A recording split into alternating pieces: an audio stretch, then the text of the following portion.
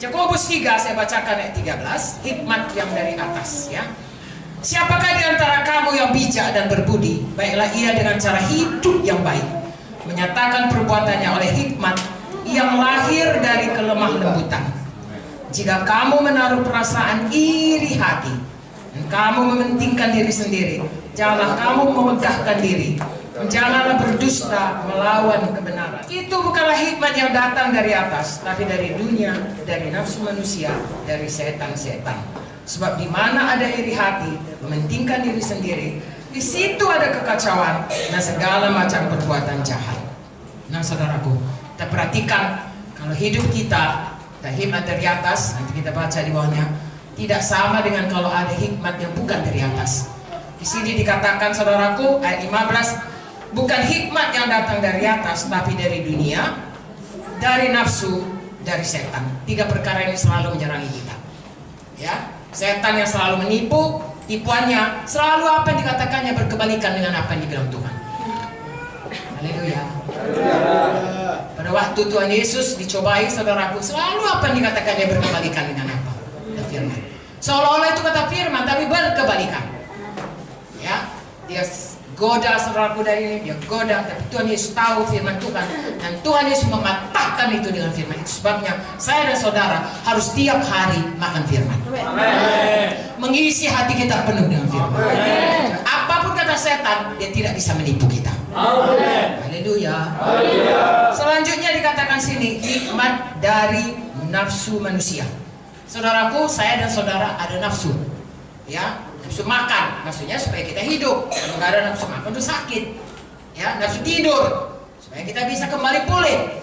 Kalau nggak bisa tidur pun sakit juga. Tetapi lagi-lagi saudaraku, kita yang menguasai nafsu itu, mengaturnya. Tadi dikatakan kita hidup berkuasa. Bukan nafsu itu yang menguasai kita. Amen. Sehingga tidak terkendali.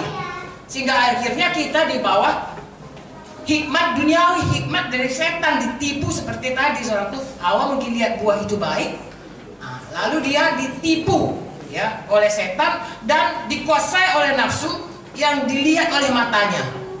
Nah biasanya itu datang dari mata, dari panca indera.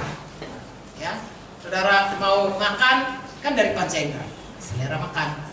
Mau berbuat najis dari panca indera, dari mata, dari telinga, perkataan-perkataan yang pornografi dan lain sebagainya. Saudara mau makan ganja atau minum-minum keras kan dari naluri kita untuk semua panca indera kita yang merasakan kesenangan. Nah itu dari nafsu manusia. Saudaraku, kita harus, itu sebabnya Tuhan berikan kepada kita Roh Kudus, supaya dengan Roh Kudus kita bisa mematikan semua kehendak. Haleluya. Selanjutnya dikatakan duniawi. Saudaraku, dulu Taman Eden itu sangatlah baiknya sebelum ada dosa. Begitu ada dosa, saudaraku, manusia diusir keluar daripada Taman Eden. Hidup di dunia dengan kutuk, di mana dia harus, kalau tadinya dia hanya semua sudah sedia, hanya mengusahakan taman, sekarang dia harus cari makan dengan keringat, dan semak duri, dengan kata lain susah cari makan. Ya, itulah keadaan dunia. Tetapi saudaraku, setan seperti tadi, dia membuat saudaraku sesuatu yang dunia ini kelihatannya begitu nikmat. Ya, dengan segala, apalagi zaman sekarang ini, begitu enaknya semuanya. Dan ya, tadinya saudaraku zaman kami tidak ada TV, yang ada hanya radio bantal semuanya itu, kayak bantal radio ini, radio roti. Ya, jadi kalau dulu PSMS itu jauh tuh saudaraku ya. Medan itu nama sepak bolanya PSMS ya, Persatuan Sepak Bola Medan sekitarnya. Namanya Ayam Kinantan PSMS ya. Jadi selalu menang. Dari luar negeri Yugoslavia semua, kalah Persija, kalah Persib, PSMS menang. Jadi kami semua paling setia mendengarkan pertandingan dengan radio yang sebiji, penonton 30 orang. Kalau sudah mulai datang ramai kami pun gol, kami bangkit gol. Sampai habis riwayat. Begitulah nasib kami dulu. Tidak ada saudaraku ya, TV nggak ada TV. Saya kenal TV sesudah saya dokter. Ya, saudara bisa bayangkan TV-nya putih hitam dan hanya ada siaran TVRI pemerintah. Lalu kemudian adalah mulai satu-satu saudaraku ya acara-acara dari luar negeri seperti dulu ya dari Jepang, dari mana. Wow, sekali seminggu saya sampai tutup praktek hanya untuk nonton itu. Saudara bayangkan itu bagaimana kehidupan. Tapi sekarang ini saudara punya dunia ini di genggaman tangan saudara. iPhone saudara, handphone saudara. Saudara mau apa? Mau lihat WTC jatuh, lihat aja risiko. Jatuh. Mau lihat Trump sekarang bilang apa? Apa saja. Hanya dengan genggaman tangan. Hidup sangat enak. Ya, saudara mau makan apa? Mau makan dari Jepang, dari Spanyol, dari mana? Pakai online saja.